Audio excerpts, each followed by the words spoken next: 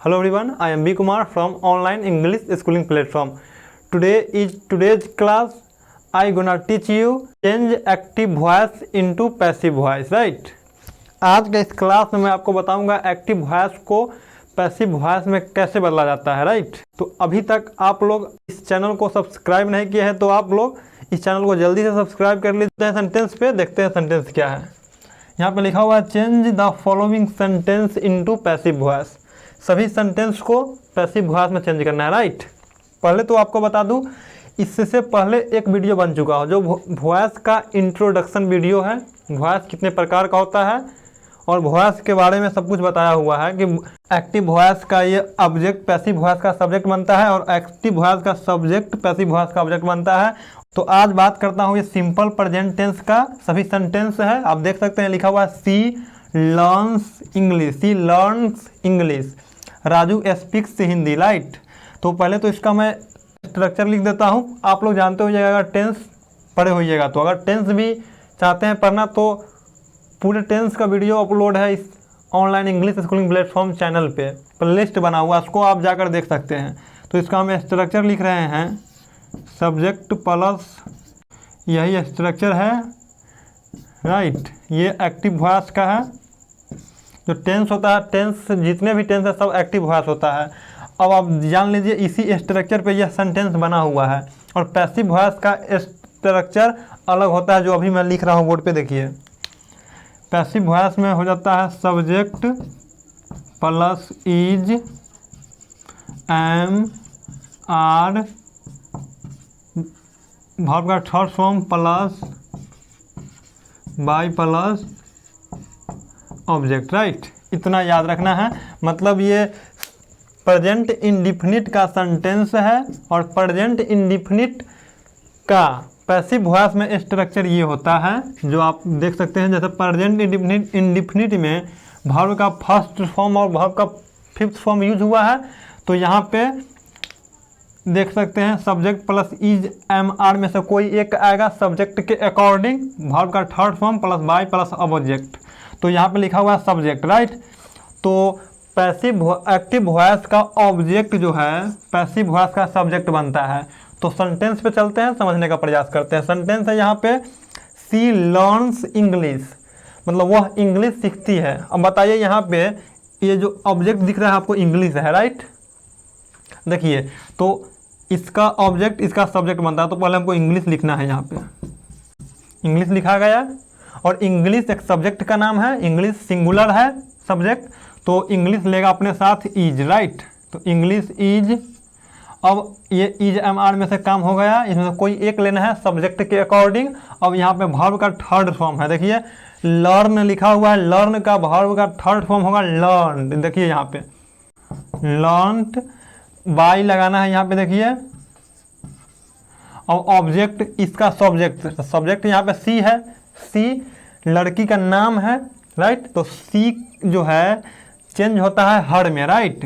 सी का objective form होता है हर, ये भी बताया गया है इससे पहले वीडियो में। अब देखिए नेक्स्ट है सेंटेंस, राजू स्पीक्स हिंदी।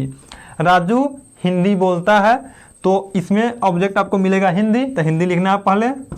और आपसे मैं फिर से एक बार रिक्वेस्ट करता हूँ, आपको ग्रामर का कोई भी चैप्टर्स पढ़ना है आप कमेंट बॉक्स में कमेंट करके बता सकते हैं। और आप देख सकते हैं यहाँ पे इस सेंटेंस बना रहा हूँ। आप मेरे चैनल को अभी तक सब्सक्राइब नहीं किए हैं तो सब्सक्राइब करिए, लाइक करिए, राइट? अपने फ्रेंड्स के साथ शेयर भी कर सकते हैं अगर आपको वीडियो अच्छा लगे तो। हाँ, एक और बात कहना चाहता हूँ, जो अपने इस वॉइस का पहले वीडियो में बताया हूँ उसमें एग्जाम ओरिएंटेड जितने भी मतलब प्रीवियस ईयर क्वेश्चंस पूछा हुआ है एग्जाम्स में, वो कराया हूँ उस वीडियो में, तो आप जाकर देख सकते हैं। चलिए इसको बनाते हैं। यहाँ पे आपको ऑब्जेक्ट मिलेगा हिंदी, राइट? तो हिंदी लिखना है, यहाँ पे हिंदी लिखा गया। और हिंदी भी सब्जेक्ट हुआ तो ये सिंगुलर सब्जेक्ट, तो सिंगुलर सब्जेक्ट के अकॉर्डिंग इज आएगा। अब देखिए वर्ब का थर्ड फॉर्म स्पीक, तो स्पोकन होता है, स्पीक स्पोकन, देखिए यहाँ पे। अब यहाँ पे बाय है, मतलब स्ट्रक्चर आपको दे दिया हूँ, बाय प्लस ऑब्जेक्ट ये राजू, राइट? नेम है तो नेम ऑब्जेक्ट में नेम ही हो रहता है, राइट? कोई भी नेम रहेगा वो जैसा का वैसा ही रह जाएगा। ये एक्टिव से पैसिव में बदलना कोई बड़ा बात नहीं है, राइट। बहुत से स्टूडेंट को लगता है कि बहुत बड़ा बात है, लेकिन बड़ा बात नहीं है। बस आपको सब्जेक्ट और ऑब्जेक्ट का ध्यान होना चाहिए। आई का ऑब्जेक्ट मी हो जाता है, वी का अस हो जाता है, यू का यू रहता है, ही का हिम होता है, सी का हर होता है, ये सब याद होना चाहिए, बाकी तो काम बन जाएगा। पीएम गिव्स अ स्पीच, मतलब प्रधानमंत्री स्पीच देते हैं, भाषण देते हैं। देखिए यहाँ पे अ स्पीच आपको ऑब्जेक्ट मिलेगा, राइट। लिखिए आराम से a speech. A speech is, give का जानते हैं वर्ब का थर्ड फॉर्म गिवन होगा, गिवन बाय, और यहाँ पे पीएम है सब्जेक्ट, तो पैसिव वॉइस का ऑब्जेक्ट बनेगा, तो पीएम का पीएम ही रह जाएगा, ये बना। अब आपको बताता हूँ, यहाँ पे लिखा हुआ है we love our country, we love our country, हम लोग अपने कंट्री से प्यार करते हैं, राइट। देखिए यहाँ पे तो वी, यहाँ पे सब्जेक्ट वी है, लव वर्ब है, जो वर्ब का फर्स्ट फॉर्म है, प्रेजेंट इंडेफिनिट का ये सेंटेंस है, आवर कंट्री, तो ऑब्जेक्ट यहाँ पे आवर कंट्री है, राइट। तो पहले आवर कंट्री लिखना है, सब्जेक्ट, ये वाला सब्जेक्ट दिख रहा है ना, इस सेंटेंस में इसका ऑब्जेक्ट जो है एक्टिव वॉइस का ऑब्जेक्ट पैसिव वॉइस का सब्जेक्ट बनता है। मैं बार बार कहते आ रहा हूँ, आपको समझ में आ गया होगा। अगर न भी समझ में आया तो आप कमेंट बॉक्स में कमेंट करके बताइए, मैं बताने का और अच्छे से प्रयास करूँगा। देखिए आवर कंट्री, आवर कंट्री, देखिए आवर कंट्री के साथ इज आएगा, और लव, लव का थर्ड फॉर्म लव्ड होगा, LOVED, लव्ड बाय। अब वी, यहाँ पे वी लिखा हुआ है, वी का ऑब्जेक्ट होता है अस, US। तो यही सब याद करना है। उस वीडियो में पहले वीडियो, मतलब इससे पहले जो मैं वीडियो डाला हूँ उसमें सब बताया गया बहुत अच्छे प्रकार से, और यहाँ भी क्लियर होगा। देखिए यहाँ पे लिखा हुआ है people speaks English in Delhi, English, sorry, people speaks English in Delhi, कहने का मतलब है कि लोग दिल्ली में इंग्लिश बोलते हैं। वो लोग बोलते हैं या नहीं बोलते उससे हम सभी को मतलब नहीं है, राइट। हमको सेंटेंस बनाना है, उस पर ध्यान देना। देखिए यहाँ पे आपको मिल रहा है मतलब subject people.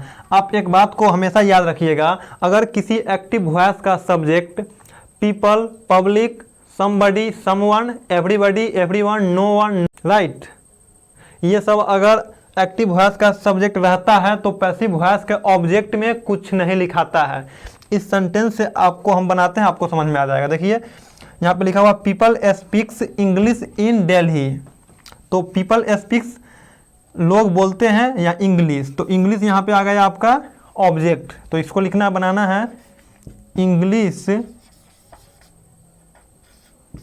English is, English subject, और यहाँ पे हेल्पिंग वर्ब इंग्लिश के साथ इज आया, और स्पीक का third form spoken, right, spoken लिखा गया, और वो बाय नहीं लगाना है क्योंकि हमको ऑब्जेक्ट नहीं लगाना है। पीपल सब्जेक्ट है यहाँ पे, तो वहाँ पे बनेगा उसका ऑब्जेक्ट। तो अगर पीपल एक्टिव का वॉइस का सब्जेक्ट रहता है तो पैसिव वॉइस में जो है ये नहीं बनता ऑब्जेक्ट, राइट। तो English is spoken in Delhi लिख दीजिए।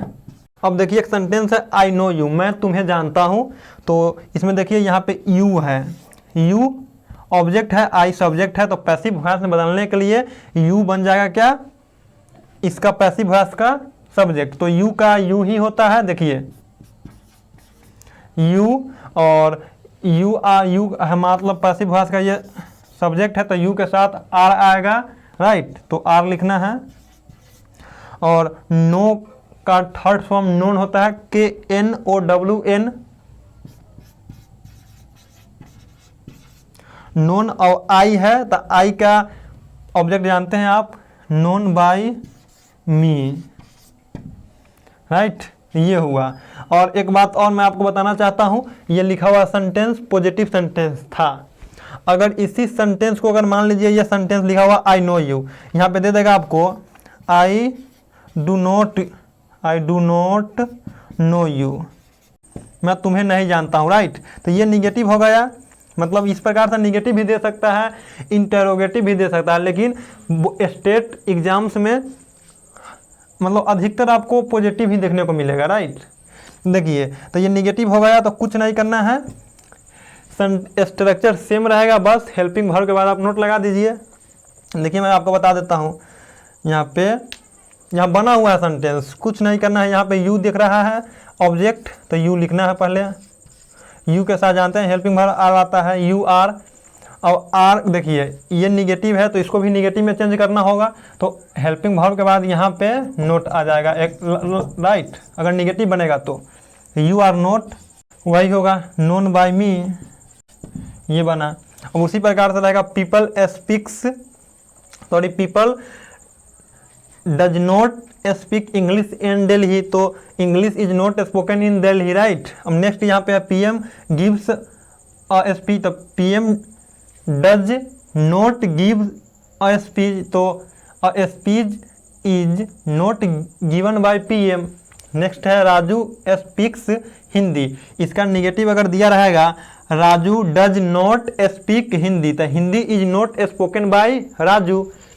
सी learns English, she does not learn English, तो English is not learn by her, right. एक और है वी लव आवर कंट्री, तो we do not love our country, हम लोग अपने देश से प्यार नहीं करते हैं, तो our country is not loved by us, इस प्रकार से बनेगा। और इसका इंटरोगेटिव भी हो सकता है, जैसे मान लीजिए यहाँ पे है आई डू नॉट नो, तो पहले इसका इंटरोगेटिव बनेगा डू आई नो यू, क्या मैं तुम्हें जानता हूँ, तो कुछ नहीं करना उसको भी, जैसे कि हेल्पिंग वर्ब को पहले कर देना, बाकी सब्जेक्ट बाद में जाएगा, तो आर यू नो बाय मी, इस प्रकार से बनेगा। पहले आपको प्रयास करना है, पहले पॉजिटिव सीखिए। तो thanks for watching this video guys, take care and goodbye, have a nice day.